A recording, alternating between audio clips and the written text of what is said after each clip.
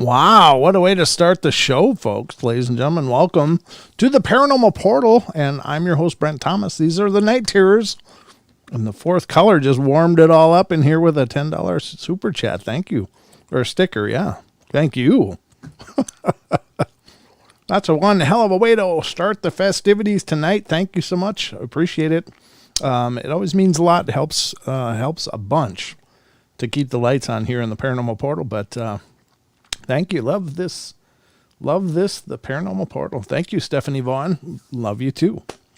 Lots of love going through the room right away. This is awesome. Surrounded by love, I turned on the lights. Hello, Dream. How you doing? Good to see you. Good to see you, Gigi, Rachel, Paul. Good to see you, Paul D. Redcap Goblin, Elaine, Sheldon is here. But that's kind of beaten me to my next part, which is introducing tonight's co-host of the show. And I, of course, am talking about tonight's co-host, my number one son, Mr. Sheldon Thomas. How you doing, buddy? Welcome to the show. Wow, a normal intro for once. I'm honored. The first branch on my family tree. Sheldon That's right. Thomas. Yep. The thickest bin. Jesus. I'm not going to get into discussing the thickness of your branch, but oh boy, oh man! When the words came out, you just want to grab them, but you can't. Just eat them right back. Just ingest them right away. No, I know. Yeah. I know. Actually, I didn't go there when I was thinking of that. I was thinking of aerobics and treadmills, but whatever. Yeah, it's just. You took it to a whole new How's everybody zone. doing today? Yeah, Hey. Hey, how about those Vikings? All right, let's move along. Anyway, ladies and gentlemen, tonight is the Night Terrors. If you're a little newer to the show, the Night Terrors nights are hour-long episodes, roughly an hour long, that we talk about basically one topic or another. We kind of dive right into one subject matter, and it's what we're going to do tonight with the Cryptid Corners. But before we go any further, Sheldon and I have been working hard on a new project, ladies and gentlemen. A new face, a new facet of the Paranormal Portal offerings. Now, it's obvious that not everybody has 2 hours of their life to donate to a show, especially if you're new to the show and you're not really sure what you're getting. So we thought, hey, what about taking our entire huge catalog of interviews and shows and finding clips, finding pieces of those shows. And so Sheldon's been working really hard on this, and I've been working with him, and we have created the new channel of the YouTube family of the Paranormal Portal offerings, and that is the Paranormal Portal Pieces. And those are going to be excerpts from our long 2-hour shows, and there'll be 10 to 15 minute excerpts of these different episodes so that people that may not be familiar with the show can check them out, or people that may want to just take a look at some of the episodes out there. We do have some people that have actually gone through and watched all 1,000+ episodes, but most of us don't have that time. So it'll give you a chance to do a quick dive into some of those episodes to see if that is indeed something you want to check out. And so we're putting together these 10 to 15 minutes shorts that are going to be excerpts of our 2-hour interviews. We've got a few that are going to be uploaded after the show tonight, and we're going to launch that. But the best way to stay in touch with that is going to be by A, becoming involved in the Discord channel, because we'll post any new episodes there. B, checking out the Paranormal Portal Radio Facebook page, and we will post videos there when they're uploaded as well. And the fans, Paranormal Portal fans page as well. So there's a few different pages that you can keep the updates, but we'd love it if you'd go check it out. Right now it's hard to find, but once I post an episode up there later, I'm going to put a link onto our social media. You can go check it out. And of course, hopefully you'll get subscribed, ring the bell so that you become aware of any new episodes as they're posted, if the bell works. But that's our plan now. So thank you, first of all, Sheldon, for all the hard work you've been doing on this. This has been really amazing. And I think it's going to be a great way to introduce the Paranormal Portal to a whole new segments of the audience that just don't have the ability to, or the time, or just want to roll the dice on a show they're not familiar with. So thank you for all your work, buddy. Of course, I'm honored to be able to work on a project like this. It's been a lot of fun learning it, and hope you guys enjoy it as much as it's been as fun working with. Yeah, I think everybody will. The first episodes are going to be excerpts from our first visit with Linda Godfrey. If you haven't watched our first, it's still to this day our most popular episode we've ever done. It's got tens of thousands of views, and we're hoping to expand that much more by creating more digestible size bites of it. But we hope it'll give us a chance to meet a whole bunch of people. Clap K sound. What sound? What? I don't know what's going on, Gigi. She's in a whole different place over there. Oh, clapping sound? She means Q. Turns out I'm getting fluent in Gigi. Q the sound. Okay. Q. Yes. All right. I thought we were speaking Spanish there for a second. K sound. K sound. Isn't that like what sound? I think so. Yeah, what sound? All right, there you go. But anyway, oh hey mom, how you doing? Mom's here. Nina. Very good. And so that's the new announcement. We've been working on it for a while. We've got the channel is already locked in. So look for it tonight. I hope you guys will like that. I hope you'll check it out. I hope you'll also support that channel because we want to get it, of course, enough subscribers that I can lock in the name Paranormal Portal Pieces. And you need at least 100 subscribers for that before you can get a custom URL. So we're gonna hopefully get there pretty quick. But anyway, your assistance with that will be greatly appreciated. So, and I'm sure you'll bump into an episode or two or 500 that maybe you haven't seen before. So it's win-win, as it were. But tonight we're going to dive into the cryptids, as I said before, and we got a couple of really cool articles to go through, and then we're going to dive into the BFRO reports and find out what's maybe going on in your neck of the woods if you're in the United States or Canada. We'll look at that as well. And then, of course, don't forget we got the Trail Cam Terrors at the tail end of the show, and we'll take a look at that as well. So all kinds of fun combined into one short hour. How exciting. I know. Is that legal? Can you put that much fun in an hour and not go to jail? I'm not sure. I don't know. We're on the tripwire right now. Let's see. I know. We're kind of dancing on the razor's edge. But we'll see what happens here, folks. Anyway, let's get started. I hope y'all are ready because it's time for bed.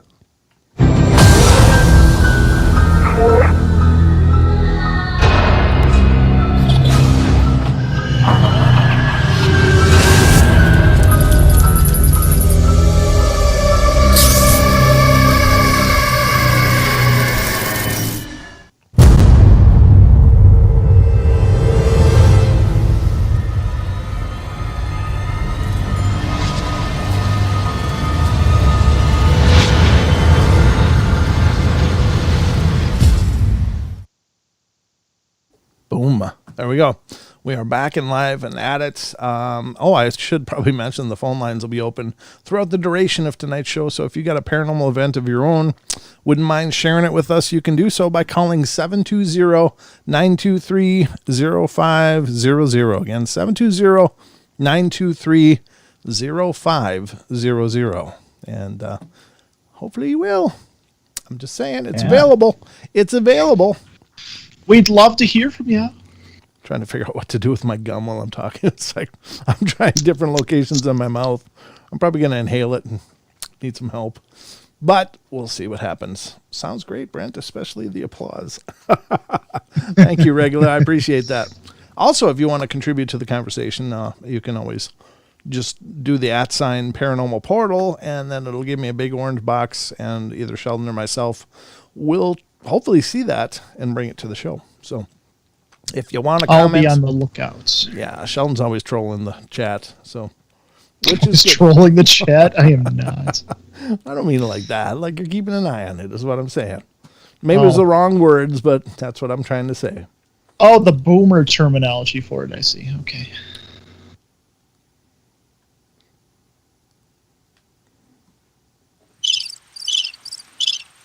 Whatever. God. Got awful quiet in here, didn't it? Sorry. Regula's laughing. I know. She liked the crickets. She's laughing at my joke. Oh, okay. Is that it? All right. Yeah. All right. So let's dive into it. First of all, I'm going to cover an article from a site called pararational.com. And this one kind of stuck out to me because of all of the episodes on Sasquatch Chronicles, one of my all-time favorites is the interview that Wes did with Mike Woolley. And many of you are going to be familiar with that. It's really a powerful, powerful interview. In fact, Wes for years used a sound clip from that in his intro, talking about the eyes, those eyes. And it's very powerful. And with all of those really incredible interviews, it's the voice, the passion and the emotion in the voices really drives it home. And Mike's story was really pretty bizarre, pretty terrifying, really. But I found this article about it, so I would encourage you to go listen to the interview with Mike Woolley on Sasquatch Chronicles. But until then, kick back if you're not familiar with it, and hopefully this article does a good job. It was written by someone named Cliff over at Pararational. I don't know if there's a date on it, so I can't give you a date. But at any rate, let's put it on the screen and dive into it. So, Mike Woolley Bigfoot encounter. It says, what would you do if you found yourself being chased by not one, but two angry Bigfoot? In the case of Mike Woolley Bigfoot encounter, that's exactly what he had to contend with. That's right. I'm going to just put it on this paper towel. The gum's going everywhere. Mike was out deer hunting in the woods near Keechee, Louisiana in December of 1981 when, instead of him finding deer, a pair of Bigfoot found him. As he recounts his encounter, he was in his deer stand when a deer that was obviously being chased broke out of the brush and stopped to rest at the base of his stand. When he looked up from the deer at his feet, his eyes fell on a 7 to 8 foot tall, black, hairy humanoid creature. His first impression is that someone was trying to scare him out of his deer stand, and so he started chewing out what he thought was a person. When it didn't answer back, he raised up his rifle and looked at it through the scope. And this is when he realized it wasn't a man in a suit. There is an excerpt here, but it's a video excerpt, but we're not going to get into that. At this point, the Bigfoot he was looking at let out a roar that was answered by a whistle from a few hundred feet away. The first Bigfoot answered back with a whistle of its own, and soon Woolley could hear a second creature coming from the brush towards him. Fearing for his life, he got out of his deer stand and beat feet for his truck. Looking back, he saw that the creature was plowing through the brush after him. Reaching the truck, he fired a warning shot at it that bought him just enough time to unlock his truck and take off. Looking back, he realized that the other Bigfoot had been coming up the logging road in what sounds to me like an attempt to cut him off. Is the Mike Woolley Bigfoot account real? Well, first of all, I'd have to interject. Absolutely. If you listen to this guy talk, it doesn't matter what this article says. That is an incredible encounter. This is one of the most believable stories. I guess I went to the paragraph ahead, but it says, the only person that can say with 100% certainty what happened that day is Mike Woolley. The consensus online looking at the comments is that he is telling the truth. I have to agree, he shows no signs of lying or embellishing on his Bigfoot encounter. And the quote is, this is one of the most believable stories I have ever watched. Firstly, as a former MP, I observed real fear in his eyes. Knowing who's lying or exaggerating a story can pull that out. Not even good actors or actresses. Pulling that out. Not even good actors or actresses. I think they mean can hide it. Secondly, I could tell that he is a military brother, so his approach to the event was very cautious and intelligent. I do believe this gentleman is speaking truth to this event, and I don't have a doubt that he was afraid for his life. I'm a skeptic and science man, but this event doesn't convince me of the existence of this creature, nor can't count as true evidence, but I believe that this gentleman faced something or someone that scares the whisket out of him. I'm not sure what a whisket is, but anyway, that was written by Judiel Gonzalez, former MP. The Bigfoot and their reactions to Mike. Several things about Mike Woolley Bigfoot encounter stand out to me. The first is that it appears that the two Bigfoot were attempting to run down a deer. Running a deer until it can't go any further, and this is an old trick that has let humans kill game for millennia. Because we have efficient mechanisms for dealing with heat like sweating, we can run for tens of miles. Most four-legged creatures cannot maintain a run for that long. And these two Bigfoot appear to have been utilizing this technique. Is very interesting. The communication between the two Bigfoot is also interesting. The whistling back and forth is obviously a way to communicate, and it is obvious that they were coordinating their efforts both on the deer and with Mr. Woolley. Many comments online call out that if Bigfoot was that close, excuse me, how could he have outrun it? In my estimation, the Bigfoot he could see knew he had a gun and wasn't about to get shot. Instead, it was staying back just far enough to push him out of the woods, but that it could have some cover if he started shooting. As for the other Bigfoot, I suspect that it had gotten ahead of him and could have ambushed him. Mike Woolley Bigfoot encounter would have turned into missing 411 case. Mike Woolley's advice for people. At the end of his interview about his Bigfoot encounter, Mike Woolley gives some advice for people that might encounter a Bigfoot. To start with, he says to don't fool with them and don't make eye contact with them. This is pretty good advice, as any of these could be perceived as a threat. He emphasizes to never point a gun at Bigfoot. As I've stated before, Bigfoot know what guns are and that they are dangerous. Pointing a gun at a Bigfoot may get a reaction that ends badly for you. So there you have it. That's the 1,000-foot view of Mike Woolley's Bigfoot encounter. It's really very briefly reviewed. I thought there was more to this article when I pulled it up, but unfortunately there isn't. But his reactions and his descriptions are so much more intense and go into so much more detail, and you can hear the fear in that man's voice. But if you remember the intro to Bigfoot, Sasquatch, what the hell was that? Oh, sorry, the minion's yelling from the other room. Did you hear that? Did it come? Yeah, I did. Yeah, okay. From Sasquatch Chronicles, the interview is just so intense, and you really do feel like you're there with him as he's describing the events. It's just incredibly powerful and incredibly hair-raising. But he said that the demeanor seemed to change when he raised his gun to look through the scope. He only did it to look through the scope to see what he was dealing with. But that wasn't apparently received real well by the Bigfoot, as its demeanor absolutely changed to anger, like rage, like it did know that that what a gun was. And that's a common thread through a lot of experiences people have.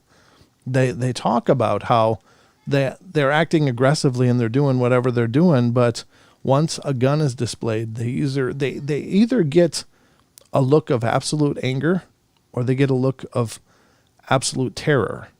And either way, it changes the entire dynamic. Now, people have been carrying guns for centuries, in the North American area and across the world for that matter. But I think that if they do watch us as much as is believed, and many people believe that they watch us all the time, then they'd be really familiar, acutely familiar with what a gun is, what it does.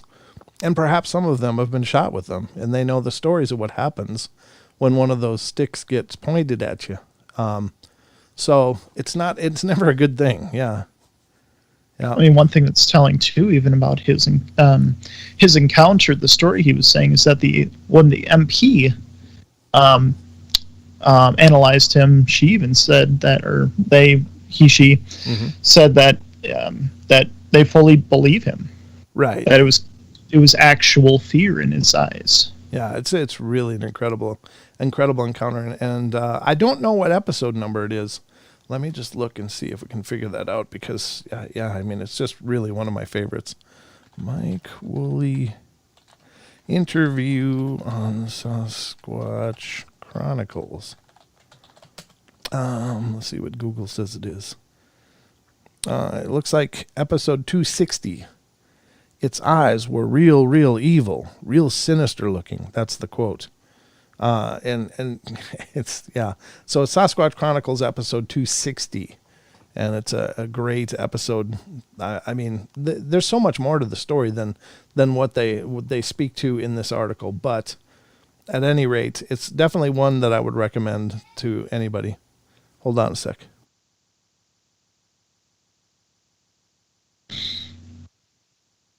Opinions getting rowdy.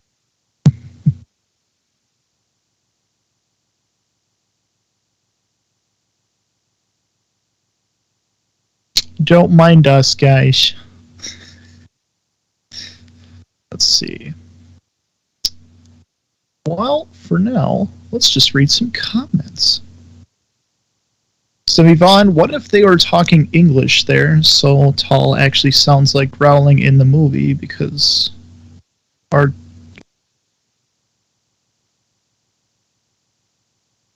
if they're talking English, they're so tall actually sounds like growling like in the movie because I don't understand. I'm sorry. Sorry, Stephanie. Sorry about that. I just had to message and make sure everything got handled here. I'm just looking to see. Is everything okay? Talking English. They're so tall.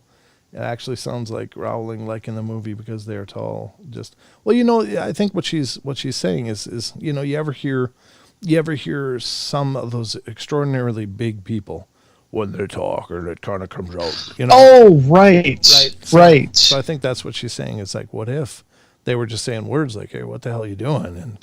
And but they're so tall that it gets distorted and all that, and because their vocal cords are bigger. Okay.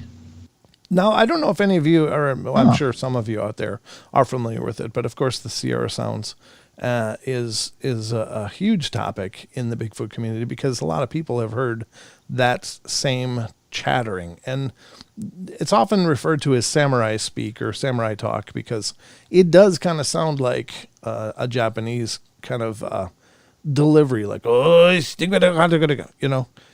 it comes across as just this gibberish. But if you think about it, if somebody had never heard and suddenly they had these Japanese people around them talking Japanese, it would sound like gibberish to our ears, to those people that weren't familiar with it. And the same could be said for any language, and of course when you look around the globe and you listen to different types of languages that even include whistles and clicks and things like that, a lot of it doesn't sound to our ears like a language because we're used to these inflections and delivery that's part of our cultures. Like when you're asking a question, you ask, "Are you okay?" You kind of end up with at the end. Or when you're talking down to somebody, it's like, "Why are you doing that?" You go from up to down, and we have verbal cues that we're used to, but these things not existing in our sphere of community may have completely different delivery techniques. That was brilliant. Right. That was brilliant. I put my gum on a paper towel and then put my phone on top of that. Yeah. Oh, nice. Yeah. Well, all right. The good news is it's not really sticky gum, so that worked out okay. Oh. It could have been ugly, but I was going to say, you have another pop socket now. But anyway. For those of you who don't know, that's what these are. What, is that what they're called? Pop sockets? Okay. Yeah. I didn't even know that. So I'm learning stuff all the time. But anyway, it's very cool. I do think that they use lots of different techniques for communication. Of course, everybody's heard of the wood knocking, tree knocking kind of thing, which a lot of times people assume it's with a stick, but it may very well be something they're doing with their own hands. Using their bodies. And again, I have to bring up, if you ever watch some documentaries, like especially dealing with the great apes, the gorillas, and you ever catch like a big silverback hammering on its chest, it sounds like somebody's knocking on wood, like, dun, dun, dun, dun, dun, dun. Yeah, and so it's very possible that what we hear as wood knocks could be just a function of something of their, anatomy making noise. May not. It may not. Right. But there's certainly a merit to that possibility. There is a lot of First Nations legends that say don't whistle at night, and some people believe that that's because of things like the Sasquatch are out there. and the whistling could pull them in, could call them in inadvertently. Yeah, I don't know. Lots of different things to think about, but that's the Mike Woolley account, ladies and gentlemen. Do you think it's even possible if that wood knocking? I mean, yeah, it would be easy for them to just knock on wood and make noise and whatnot, but is it possible that that's a noise they can make, like with their voice? You know, maybe not anatomy, like you know, With their tongue? yeah, like Maybe. because of how big they are and how strong they are and how. I mean, It's- I'm assuming how deep their voice would be. You know, maybe it's something that they do with their voice. It's possible. You know, I don't know. I mean, again, we know so very little about these things. Completely. I mean, everything that we're saying is absolutely just an idea. We don't have any. There's only a handful I've ever heard of people that even have seen them scream. And a couple of the accounts are like, oh, it tipped its head back, it tipped its chin up to the air, and then, oh, you know, and started screaming. Most of the other are just hearing sounds, trying to figure out what they're doing and how they're making that great big of a sound. So, I mean, everything that we suppose about these is just speculation at best. I mean, we just don't know. Yeah, true. That's the hard part. It's like I wish we could have answers, but then again, there's the spiderwebbing thought that, well, if we have answers, that might not be a good thing because that means we've encroached onto their world, maybe even captured them in that future type of world that we'd be living in. Like maybe it's good that we don't have these answers. Maybe we never should have these answers. Yeah, and a lot of people speak of conservation, like, well, you know, if we can establish that they're there, we can set up conservation for them. But quite honestly, they're doing just fine on their own. You know, they're not running into people all the time unless they choose to. And I don't know. It's one of those things. As soon as they are established as a scientific fact, I really think that there's going to be hordes of people overrunning the forest and woods to go see one for themselves. It's going to be like, we seem to be a culture that really thrives on our reality shows, you know, and people doing things to see it for themselves. And I think for the most part that's kind of cool in a lot of ways because it got people pushing the envelope. But in the case of something like this, where you're talking about an 8 or 9, 10 foot tall, you know, beast, and I don't mean to say that they are indeed beasts. I'm just saying these things are enormous. And they could slap you into pudding in a hurry. But to go out into their world, to push into their world, and to create this aggression probably towards us. Like every once in a while now we get an aggressive Bigfoot report, but most Bigfoot reports are just, hey, I was walking through the woods and looked up and there was this enormous thing cross the path in front of me. And those are surprisingly benign experiences. Like, it's not an aggressive thing at all. It's just the Bigfoot's there, kind of looks over, sees the person, and continues on their way. Just like matter of factly, like, oh, when you guys are here. And then they continue on. But as people push into their environments and into the very grounds where they're scratching out a living, however they're doing it. And again, we don't know, but we have a lot of ideas that they are omnivores. They eat everything that they can, whether it's roots, plants, bugs, game, you know, and anything else, fish. And so we start encroaching on that and pushing them out of their areas of gathering. What kind of response can we get? Well, we're probably going to get an aggressive response because this will suddenly become a creature or a community of creatures that are desperately trying to hang on. You know, what was easy before suddenly becomes incredibly hard because the number of people encroaching into the habitats is going to be, you know, a huge influx. Yeah.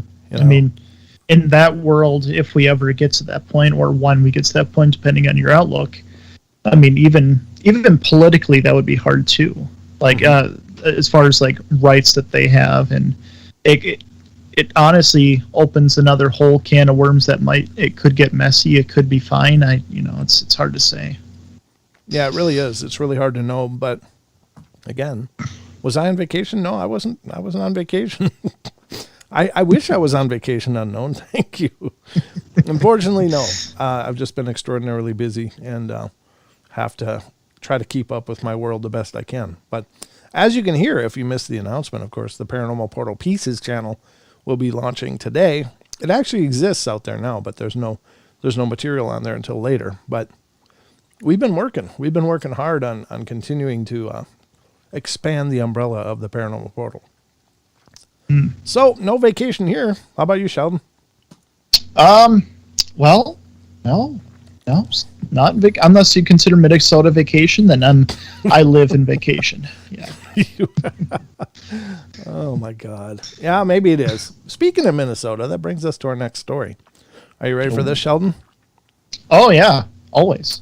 Okay, so I found on Phantoms and Monsters, again, this is Lon Strickler's, his site. They do a lot of investigating, and there's tons of people's claims on there. Lon has a repository for people that have had paranormal and Fortean events to report and basically file their story. And this is one coming out of Minnesota, folks. And this one is having to do with the little people of northern Minnesota. Oh. There you go. From phantomsandmonsters.com. This is from December 24th, 2015. Where's my mouse? There it is. Okay. It says, for the past several months, Crypto Four Corners International founder and researcher J.C. Johnson has been in northern Minnesota near the Canadian border, investigating several cryptid encounters and phenomena reported by local residents. One of these cryptids is a race of small humanoids known by the indigenous Ojibwe as Bagwajawiniwinini, or wild man. Other bands have different names for them, including Apains, Pains, which means little person. The Bagwajawinini are described as 2 to 3 feet in height, with a greenish complexion, almost likely from the heavy ingestion of plants containing chlorophyll. They live in a darkened world of thick bracken fern canopies that can grow up to 3 feet high. This enables the little people to freely roam among the forest and its edges without detection. There have been many stories associated with them, including the possibility of human abduction. It says Judy Klein gets credit for finding this humanoid peeking from the ferns. Ron Shaw is on the left. So here's an image, and if you look at the next image, that really does look like a little face looking, doesn't it? And here's a more zoomed in version. I know you guys got a little bit of a lag, so but that does kind of look like a little person in there. These are hard. These kind of images are hard because, of course, there's lots of room for speculation, but it does look like a little head with 2 eyes, a nose, and something else below there. Kind of does, but it's hard because it's hard to know that what is it called? That confirmation bias? Is that where you think you're seeing something and you try to convince yourself it's actually there? Well, it's more what you're thinking of, pareidolia, and that's the condition where anytime we look at just random disparate scenes, our brains will try to find things in it that make sense to us, like the whole cloud looks like a fish, the cloud looks like a bunny rabbit, right. And finding faces in wood grains and stuff like that. So that's pareidolia as I understand it. But it says the legends regarding these creatures almost uniformly state that it is best if one sights these creatures just to leave it alone and go away. In Massachusetts, there have been several historical and recent sightings of the Pukwudgie, and even what some consider attacks. These small creatures have been blamed for some local suicides and disappearances as well. Hockomock Swamp is locally noted by people who live in Massachusetts for being just flat-out creepy swamp, mucky geographical location, and it is a very thick, soupy bog, and is and was considered by the local Native Americans to be cursed, evil land. The man by the name of William Russo wrote in his blog, then later in his book, The Creature from the Bridgewater Triangle and Other Odd Tales from New England, his own personal account with these creatures. He was walking his dog near his home around midnight, which happens to be just south of the Hockomock Swamp, and then a 3 to 4 foot creature just came just about 10 feet in front of him and his dog. The creature was first seen by Russo just under a streetlight, and then was said by him to be trying to vocalize words, and it was even beckoning him to come closer. This man, Russo, said that I've never even heard of the Pukwudgies until Aaron Cadio interviewed me for his documentary on the Bridgewater Triangle.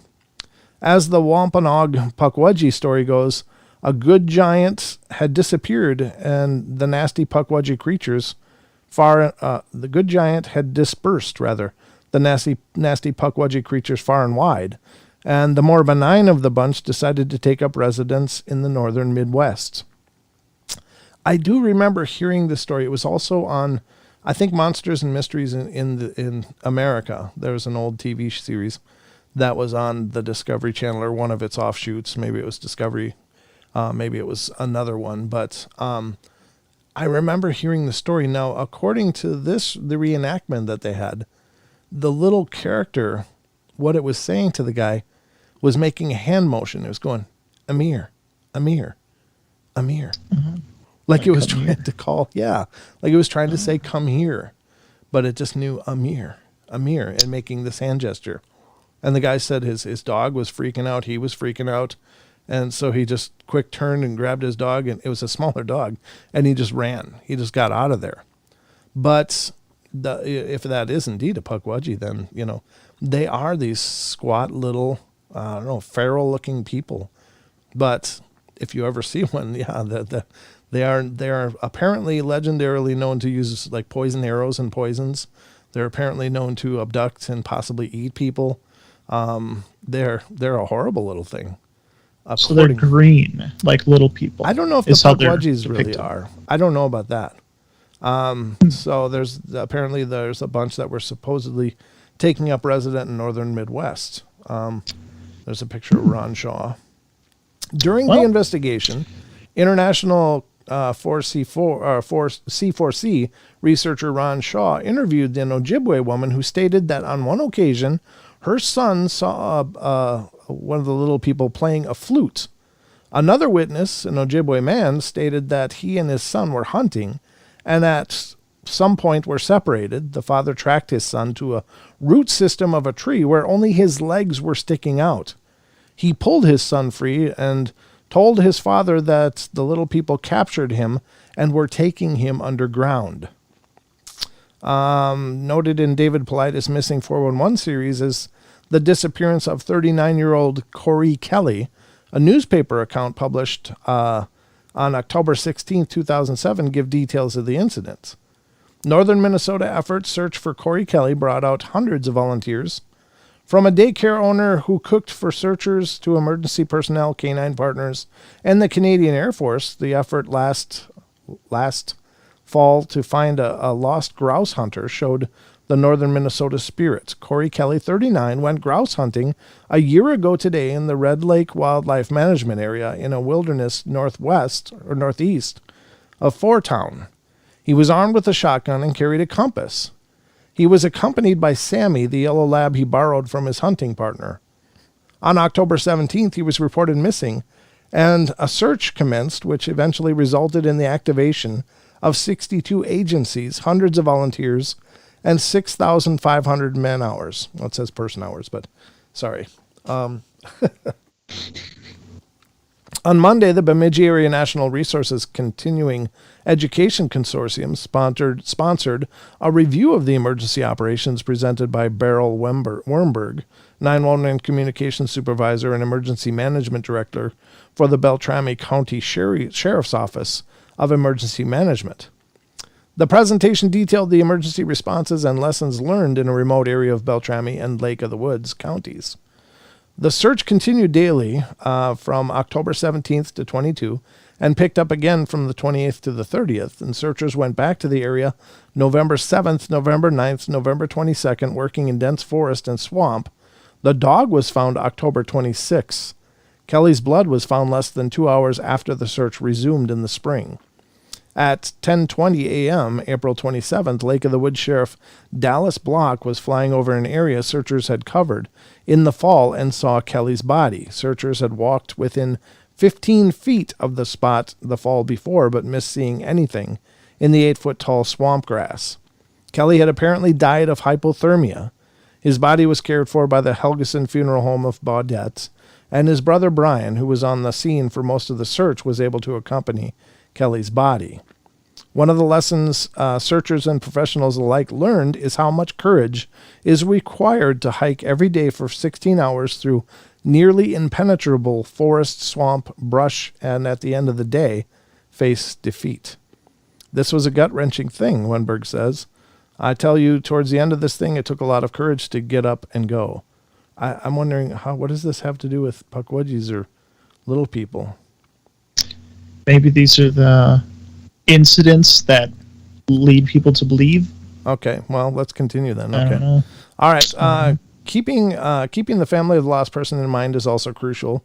In the case of the Kelly family, Department of Natural Resources officers built a campfire to comfort them as they waited for news. Volunteers would come by and sit with the Kelly family members. DNE officer Warren Thompson carved diamond will walking sticks for Kelly's parents. You don't want people to feel alone or isolated, Wenberg said. Another lesson is that high-tech equipment has limitations in a wilderness search. We always carry our own generators, Wenberg said. There's no place to plug in out in the middle of nowhere. She said the tragedy also showed the neighborly spirits and willingness of people to give their all to help one another, even strangers. Polaris paid. Come on, really? I'm wondering what this means. Okay, well, did I run into another article completely? Okay. Yeah, I don't know. I don't know what's going on. It just kind of jumped to a weirdness there. Okay. Well, anyway, that's the little people apparently in northern Minnesota. Well, time to go on a little vacation then, I guess. Why, you want to go up there? Investigate. Would you? Maybe, yeah. Really? Okay. All right. Be willing to. Wait a minute. Did I just get sucked into this plan? Is that what happened?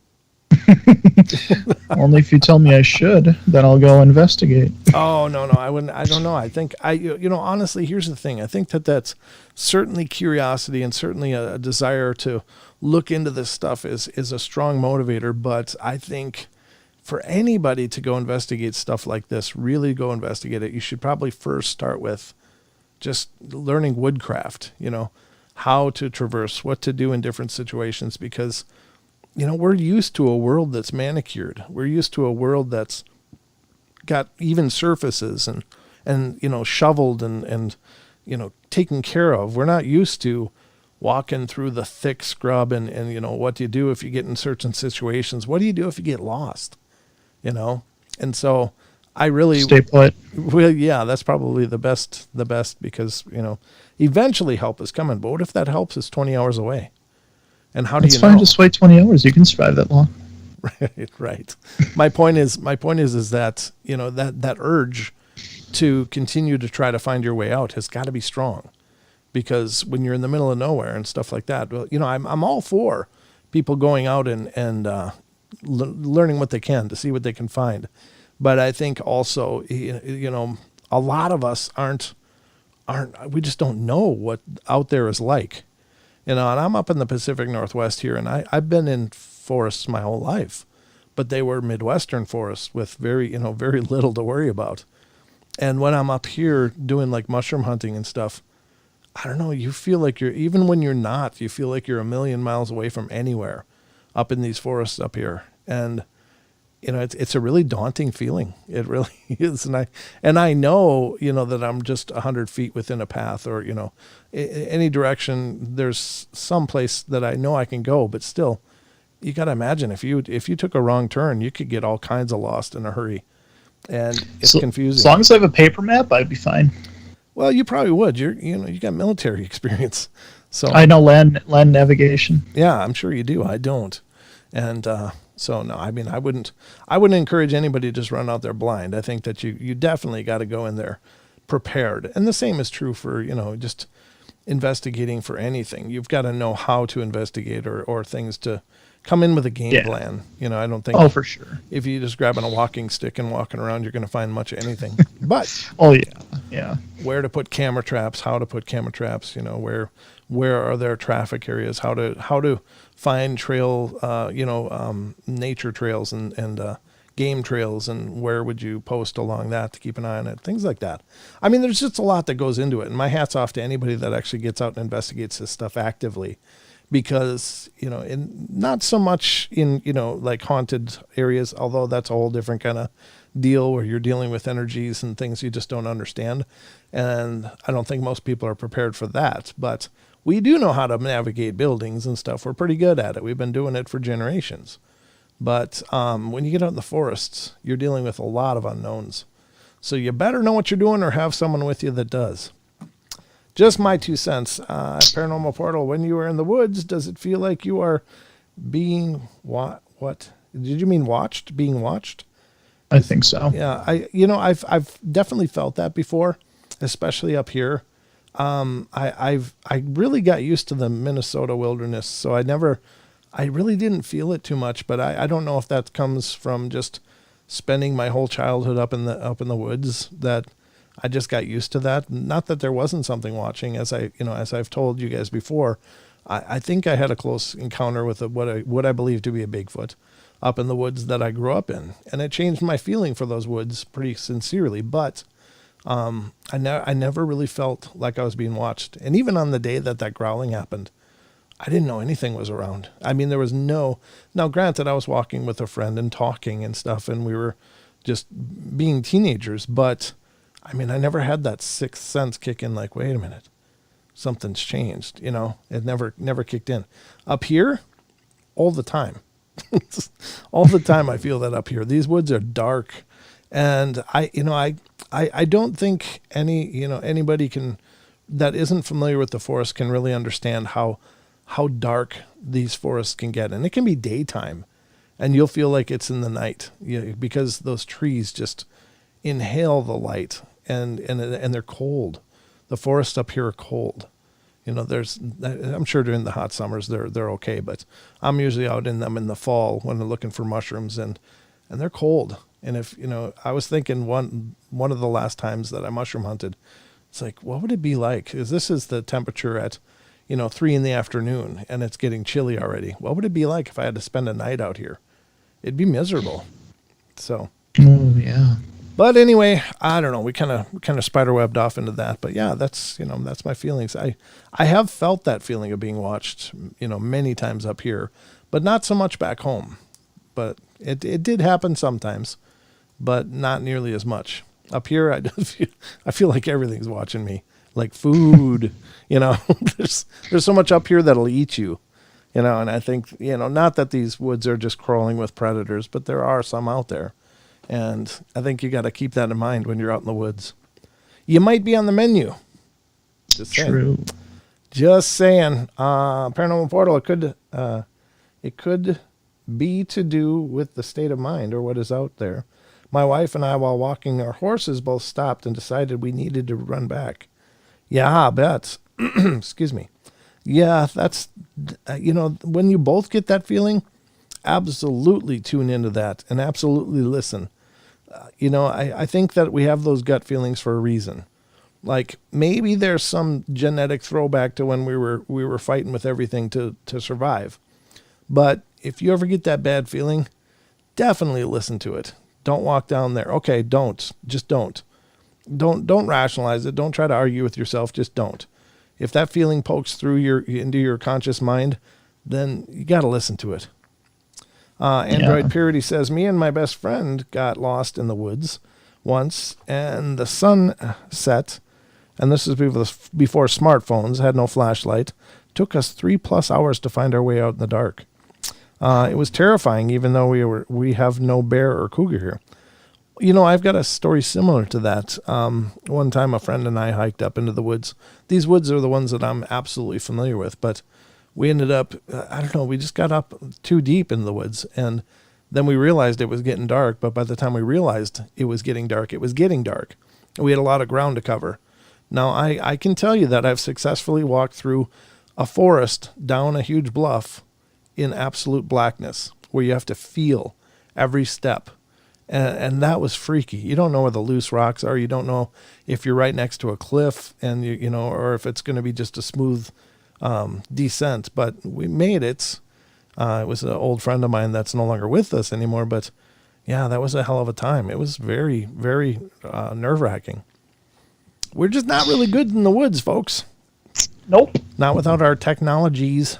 And I didn't have That's true. flashlights either. Had no flashlights or anything. It was just us in the deep woods and absolute dark night. Not even a moon that night. It was like absolute blackness. Aaron Stott. Aaron Scott. Thank Or you. Stott. Thank you so much. $20. Woo. Thank you. Give you a round of applause. Thank you so much.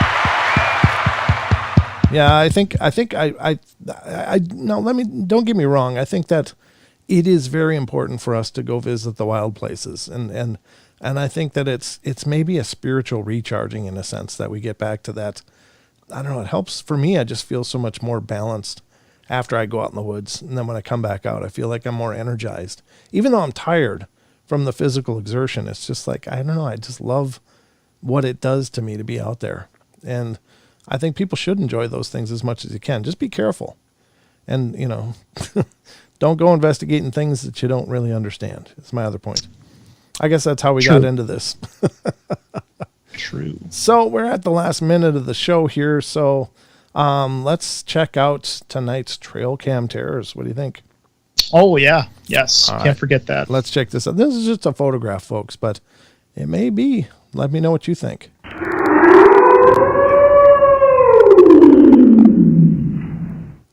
All right, ladies and gentlemen, welcome to the trail cam terrors section of our show. And this one's pretty interesting. Pretty interesting. I'm going to try to see if I can get a bigger representation. Okay, so this is coming from a site called thedailyecho.com.uk. And they might have captured a ghost in a cemetery. But you be the judge. Let's put it on the screen here so you guys can see. There's the shot, folks. Is this a ghost in New Forest Cemetery? That's what this couple say they saw. Is this a ghost in the East Boldore Cemetery near Lymington in the New Forest? What do you think? Is this a new or old photo? I don't know what the date on this was. Let's see. It was 11th of October, so it's pretty new. Wow. It's pretty new. Let's check it out. This is the picture. It says there's 5 of them. I see the face. My brain can't decide what I'm looking at below the face. Right. So it almost looks like eye, nose, mustache, and beard. And it's like tipped to the side. It looks like. Oh, that's how far it is. Okay. I don't know if that's what I'm seeing. Is what I'm saying. There is this weird object here that looks like it's intersecting that apparition, but this is like he's wearing a hat. Yeah, maybe like a top because hat. if you look at his head, it looks like it just cuts off at one point, so it's got to be like a hat. Maybe that's a good point. Let's look at a different angle. This is the wide shot of it, and so you can see this is the actual apparition, alleged apparition here. I wonder what this is. This dark, I don't know, silhouette behind it or in front of it or behind it in the bush, and what is the light here? Yeah, it doesn't really give us. We can look at the article portion of it next, but I just wanted to show you guys these images. There's another image of that. I mean, there's that dark shape. What is that exactly? Yes, it's because you see the illumination of that. I'm guessing it's a street light or something, but it must be. Yeah. And then you see that like dark illumination that kind of blocks out, or you see the shadow that blocks out that illumination of that street light. Yeah, it almost looks like some big cloaked figure back here. Yeah. Let's see. There's still that shape there, but there's no ghost head now. And that must be a flashlight. Somebody with a flashlight goes back here, maybe. Maybe. There's the group. Because it looks, it's because that looks too low for a street light. Yeah, I think that's a flashlight, but there is still that strangeness. I don't know. Yeah. Well, now you got to wonder if that light is back here, could this just be what is shining through the bush? But it really does look like it's right above the headstone. It doesn't look like it's back in the background, but could that be that light be illuminating something back here, and this is just what's coming through the bush, and it gives the impression.